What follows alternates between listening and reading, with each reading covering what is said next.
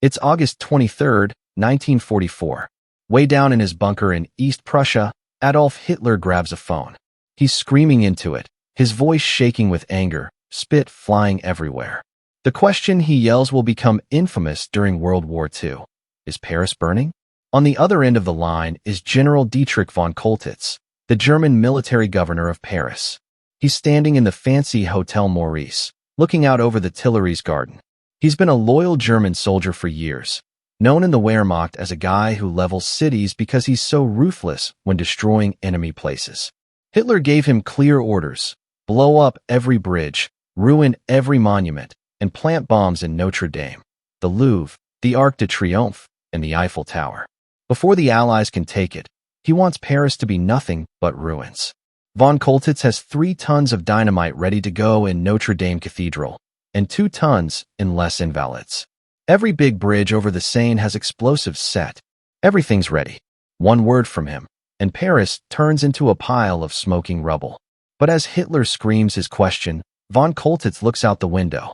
He sees the golden dome of Les Invalides shining in the afternoon sun. He sees centuries of amazing architecture, culture, and human achievement all around him. In that moment, this soldier who always followed orders, this guy known for ruining cities, this loyal servant of Hitler's Germany, makes a choice that will save one of the most beautiful cities in the world.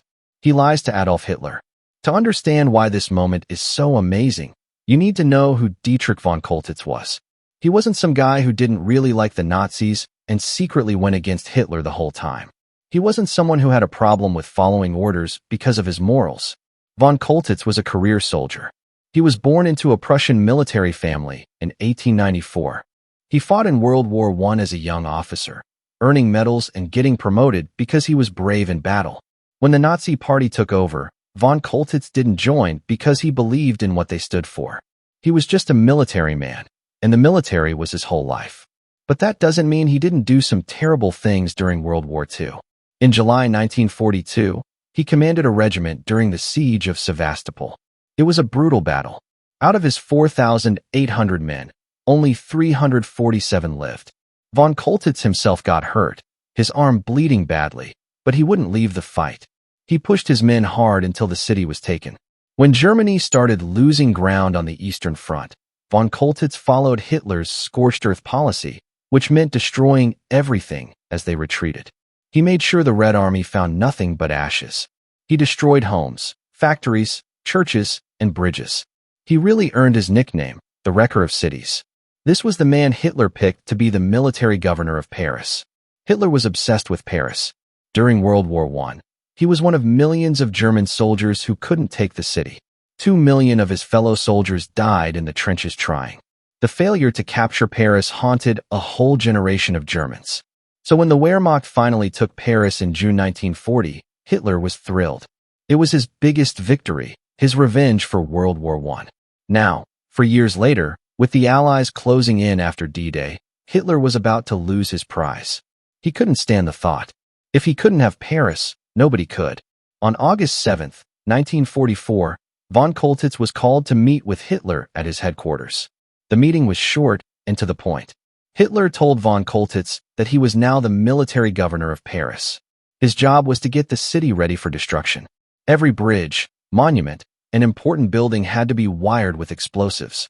If the Allies came close, von Choltitz was to turn Paris into a pile of rubble. Hitler had brought back an old German law that said soldiers' families were legally responsible for their actions. If von Choltitz messed up, if he disobeyed, if he showed any weakness, his wife and 3 kids would be killed. This wasn't just an empty threat. The July 20th bomb plot against Hitler had just failed, and Hitler had responded by killing not just the people involved, but their whole families. Von Choltitz knew exactly what this meant: obey or watch your family die. Von Choltitz got to Paris on August 9th. The city was already a mess. The French resistance had been getting stronger for months. On August 15th, the Paris police went on strike. By August 19th, a full-blown uprising had started, led by communist resistance fighters. Barricades went up in the streets. German vehicles were attacked. Communications were cut off. Von Choltitz had about 20,000 German troops in Paris, but most of them were support staff, like clerks and administrators. They had spent 4 years enjoying an easy occupation. They were out of shape, undisciplined, and not ready at all to fight a real army. Meanwhile, General George Patton's Third Army and General Jacques Leclerc's Second French Armored Division were speeding toward Paris. Von Choltitz knew he couldn't hold the city. He didn't have enough troops, tanks, or air support. Defending Paris militarily was impossible. But Hitler's orders were clear. If you can't hold it, destroy it. On August 23rd, Hitler sent a message that left no room for doubt. Paris must not fall into enemy hands except as a field of ruins.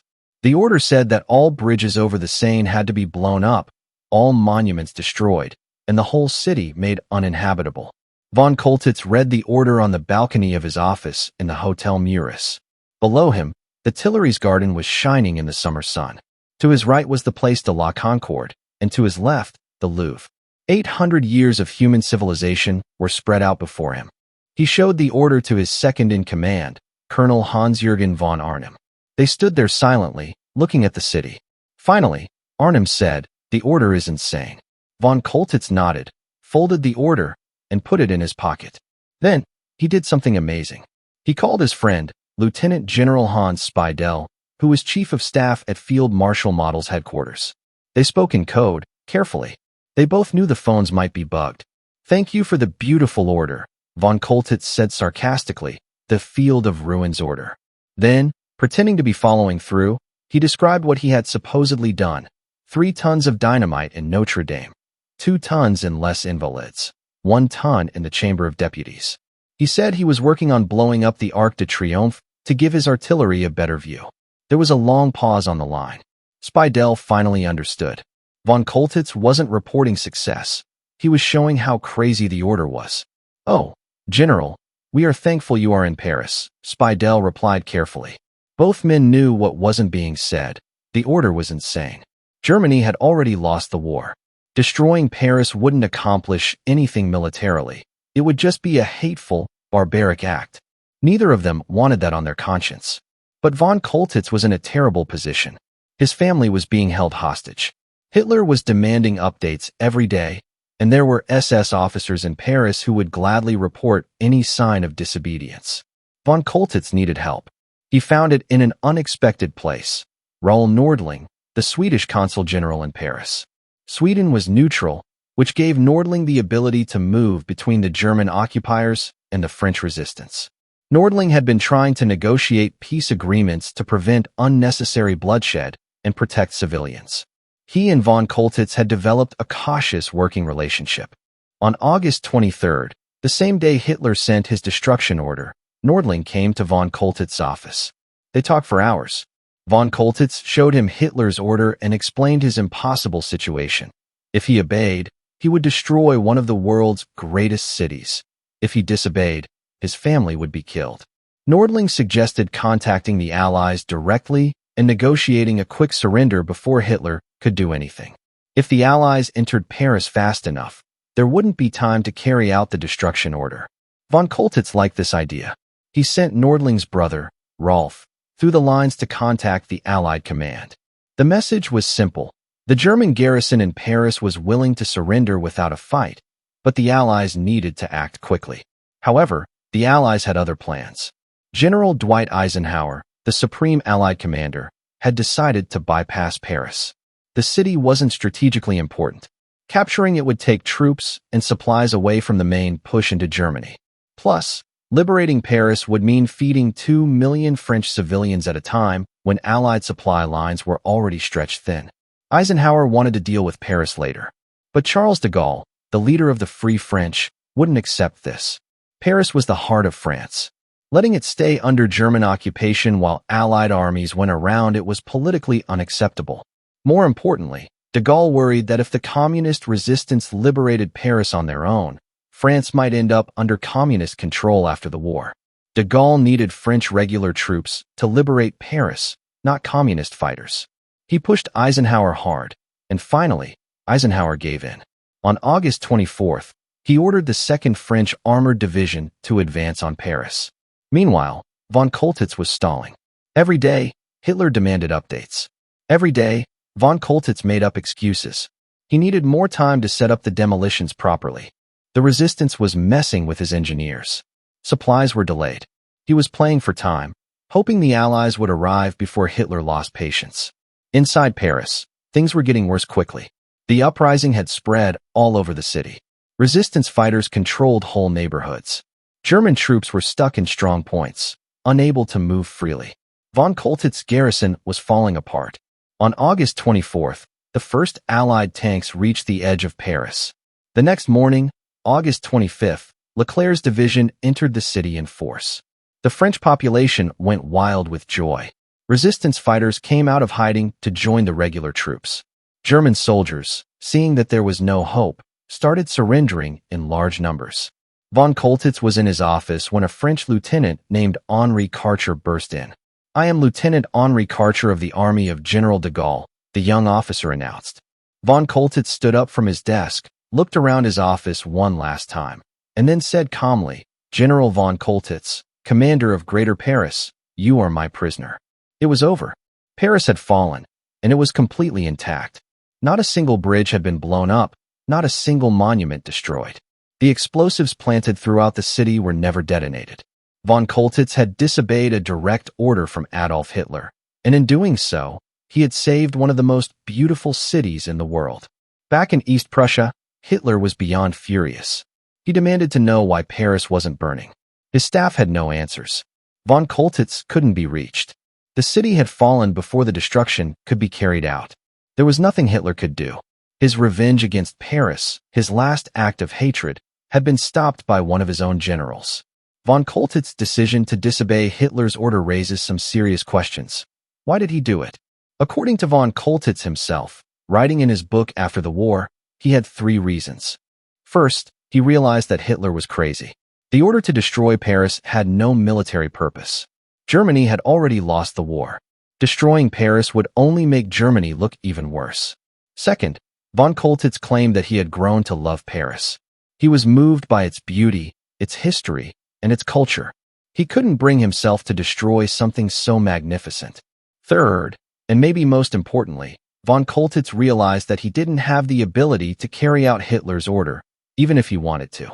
His garrison was too small, too poorly equipped, and their morale was too low. The resistance controlled large parts of the city. Allied armies were only hours away.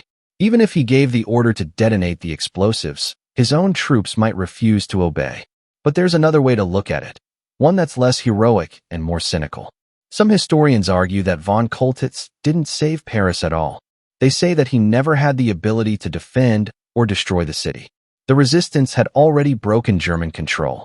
Allied armies were overwhelming his position.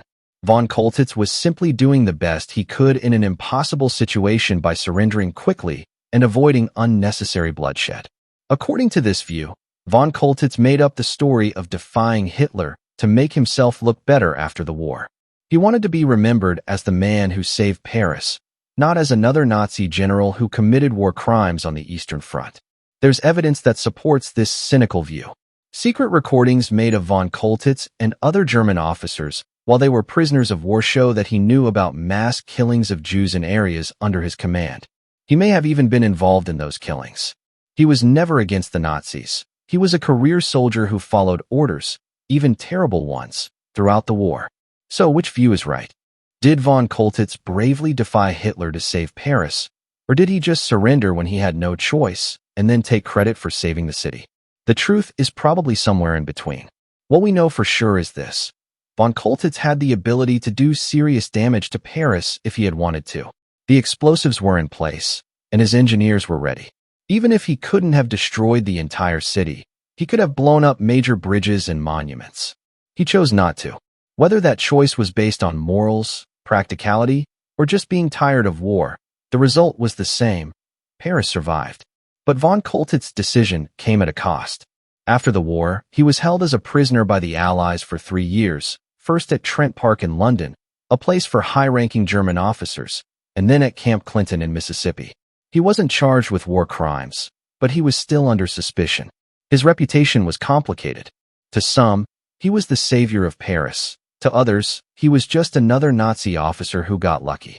When von Choltitz died in November 1966, His funeral was attended by French military officers who believed he had saved their capital. His son argued that his father deserved credit for his courage in defying Hitler. But the French government never fully accepted this idea. The resistance had played a big role in liberating Paris, and the government didn't want to take away from their achievement by giving credit to a German general. The story of Paris's liberation has been told in movies, books, and countless discussions. The 1966 film, Is Paris Burning?, dramatized the events, with Gert Frobe playing von Choltitz. The title came from Hitler's famous question. A 2014 French-German film called Diplomacy focused on the negotiations between von Choltitz and Raoul Nordling. Both films portrayed von Choltitz in a positive light, as a man torn between duty and conscience who ultimately chose conscience. But historians still disagree. Some see him as a hero who saved Paris. Others see him as a war criminal who simply made up a story to make himself look better. The truth about von Choltitz's reasons may never be fully known. What we do know is that Paris survived World War II largely untouched. While London and Berlin were turned into rubble by years of bombing, Paris emerged with its monuments, bridges, and architecture preserved. Whether von Choltitz deserves credit for that is up for debate. But his decision not to carry out Hitler's destruction order, whatever his reasons, played a role in preserving one of the world's great cities for future generations. She kept thinking about the faces of those women, sweaty, with eyes that were alive and unafraid. Weeks went by, and the atmosphere in the camp relaxed. Guards and prisoners started to greet each other, sometimes even smiling. The women started sending letters home through the Red Cross. "We are alive," one wrote, "and being treated fairly." Another described the camp gardens and how cornbread tasted. These letters, which were read and saved by censors, would one day surprise historians because of their tone, not fear, but confused gratitude. Still, guilt lingered. At night, Lotte confessed to Hilda, "Every act of kindness here feels like a betrayal. My brother is starving in Dresden, and I'm eating butter." Hilda nodded in agreement. Maybe they're feeding us to make us forget. But the next morning, when an American nurse offered her coffee, she accepted it. Memory and mercy wrestled inside her, with neither winning. In October, something small happened that changed everything. A dust storm swept through the camp, ripping at tents and roofs. One of the guard towers collapsed, trapping a young soldier beneath the wreckage. Without waiting for orders, 3 of the German women, Hilda, Lotte, and another, rushed forward. They crawled under the debris to free his legs while others got stretchers. The medic said later that they had probably saved his life. When it was over, the leader of the camp approached them, his uniform covered in dust. "You didn't have to do that," he said. Lotte simply replied, "We know." The next morning, the mess hall served something special, apple pie. It wasn't an official order. It was gratitude. The women ate quietly, unsure whether to smile. Yet, something had changed between the captors and the captives, a fragile bridge built from instinct and compassion. For the first time, they weren't just tolerated, they were respected. Soon, the women's work expanded. Some joined the sewing room, mending uniforms for American troops. Others were writing translation notes for war archives. The camp let them have music on Sundays, a harmonica, a violin, even a borrowed guitar. Laughter returned slowly, like a bird testing the air. Hilda started teaching English phrases to the others. When she got to the word home, she paused. "We'll have to learn that one again," she said quietly. There were stressful times, too. News from Europe trickled in. Allied advances, bombings, and the fall of cities they had once thought were eternal. One night, an officer read from a U.S. newspaper that Hitler's armies were collapsing. The women listened in silence, their faces pale in the lamplight. Nobody cheered, but nobody cried either. For them, the war was already ending in quieter ways. The walls inside their minds were falling apart before the government itself did. By winter, the camp had changed. Where there had once been fear, there was now an uneasy peace. The women sewed curtains for their Baroque windows and decorated them with hand-drawn flowers. The garden was thriving, even with the frost. The American cook who had first greeted them with gluten appetite now saved the first loaf of bread for Block D. It became a small ritual, the exchange of bread across languages, simple and unspoken. Hilda started writing in her diary again. Her entries, which were later found by her family, showed the change best. They have not broken us with cruelty, but with kindness. It is a strange victory. I feel smaller, yet freer. She didn't realize that she was describing something that historians would later call re-education through humanity. As Christmas approached, the camp allowed them to have a joint gathering in the mess hall. Paper decorations hung from the beams, and an American chaplain played carols on a piano. The German women sang softly in their own language, still a little shaky, their voices mixing with the English melody like threads of memory. For a moment, the camp wasn't a prison, but a fragile truce in human form. The guards listened quietly, some pretending not to wipe their eyes. When the song ended, the cook brought out coffee and bread pudding. Lotte stared at the steaming dish, then at the faces around her, American, German, tired, young. She whispered, "Maybe mercy is stronger than any flag." Hilda nodded, tears in her eyes. Or maybe mercy is the only flag that survives. Outside, snow began to fall over Texas, rare, fleeting, and amazing. The prisoners stood at the windows, watching the flakes disappear on the ground. Nobody spoke. The war was still raging far away, but inside those fences, something undeniably human had started. Later that night, as the lights went out, Hilda opened her diary again. She hesitated, then wrote a single sentence. "Today, I did not feel like a prisoner." She closed the book and looked toward the horizon beyond the wire. In the dark distance, the train tracks shimmered faintly under the moonlight, pointing east. She didn't yet know that those same tracks would one day carry them home to a country unrecognizable, to lives forever changed by a simple, merciful meal. For them, the war ended quietly, not with gunfire or liberation, but with the sound of paper rustling. Orders came in April 1945. The women were to be sent back home as soon as possible. The camp, which had been so alive with daily routines and laughter, grew tense. Rumors of bombed cities, lost families, and erased borders swept through the barracks.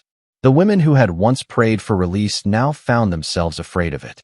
The United States, despite its fences and rules, had become a strange place of safety. Outside, the world waited like an open wound. The morning of their departure was cloudless and still. Trucks lined up near the gate, their engines idling and exhaust curling into the cool air. Each woman carried a small duffel bag, the same one she had brought from Italy, worn thin at the seams. Lotte clutched her diary and a folded Red Cross letter promising safe passage. Hilda walked beside her, silent. "Do you think they'll be waiting?" Lotte asked. Hilda didn't answer. The truth was that none of them knew who or what was left. The American leader of the camp stood by the trucks, hat in hand. "You've been good prisoners," he said simply. "I hope you find peace back home." He paused, then added, "We'll remember you." It was an unusual farewell, spoken with an honesty that made it even more meaningful. As the trucks drove away, the women looked back at the camp one last time. The watchtowers, the garden vines wrapping around the fences, and the mess hall where it had all begun. In that prison, they had experienced something that no government had ever offered them: respect without expecting anything in return. The trip east took weeks. Through the train windows, they watched America go by, green fields turning into mountains, then ports full of ships and cranes. Crowds waved as their train passed, unaware that these were German women who had once been seen as enemies. On the ship home, the Atlantic was calm, almost too calm. They gathered on deck at dusk, watching the horizon glow with distant lightning. Someone started humming a lullaby, soft as a memory. Nobody talked about what was waiting for them, only that it would not be this. When they arrived in Bremerhaven, the sky was gray and low, and the air smelled of ash and salt. The port was in ruins, with buildings standing like broken teeth and streets full of rubble and hollow-eyed civilians. Children scavenged near the docks, their faces pale and tight with hunger. The women got off the ship slowly, their boots crunching over debris. "This is home," Hilda whispered. The words felt strange. She turned to see Lotte crying quietly, holding onto the railing as if the sea might still take her back. The German officials who were processing them looked tired and bitter. There were no uniforms now, only ration cards and long lines. The returning prisoners were looked at with suspicion, some as collaborators and others as shameful reminders of defeat. A woman in a tattered coat muttered, "The Americans made you soft." Lotte wanted to argue, but didn't. Instead, She remembered the warm bread, the kind hands that had given it to her, and the words that had followed. Guten Appetit. Over the next few months, the women scattered across a country they no longer knew. Hilda found her family's home destroyed by bombs, her parents gone. She worked as a translator for the British forces, her English precise and strangely accented by Texas. Lotte volunteered at a refugee hospital, boiling bandages and softly singing English lullabies to children who couldn't sleep. In each act, there was an echo of the camp, mercy repeating itself, quiet but determined. They didn't talk about their time in captivity often. When they did, it was with the same quiet wonder that one might use to describe a dream. They treated us as equals, Hilda told a fellow nurse once. The woman frowned. Our enemies? Hilda simply nodded. Maybe that's why they won. Years went by. Europe rebuilt itself, scar by scar. By the 1950s, the former prisoner camps in America had been taken apart, their barracks sold as lumber, and their fields turned back into wheat. But across the ocean, traces of their mercy remained, in diaries, in letters, and in habits the women couldn't forget. Hilda still set her table with equal portions for guests, believing that fairness started with food. Lotte kept a small tin cup from Camp Hearn on her kitchen shelf. Whenever her children asked about it, she would smile faintly and say, "It once held kindness." In 1961, Hilda returned to America, this time as a visitor. She stood in a quiet museum in Texas, staring at a black and white photograph of rows of German prisoners sitting in the same mess hall she had known, eating under the stars and stripes. The caption read, "Captured enemy personnel, 1944, Camp Hearn." Her hands trembled as she looked at the faces, searching for herself among them. A museum worker noticed her and approached her. "Did you know them?" he asked. Hilda smiled faintly. "I was one of them." The man looked surprised. "Then you've come a long way." "Yes," she said, and back again. Outside, she found the old mess hall still standing, its beams weathered but unbroken. Sunlight streamed through the windows, dust motes dancing like ghosts. She walked to the center of the room, where she had once been handed that first meal. The air still smelled faintly of earth and oil. She closed her eyes and could almost hear it. The laughter, the clatter of trays, and the soft voice saying, "Guten Appetit." She knelt down, running her hand over the worn floorboards. "It started here," she whispered, "with bread." In that moment, the past didn't feel like history, but like something present, a living echo of mercy that refused to fade. Before she left, Hilda placed something behind, a page torn from her diary.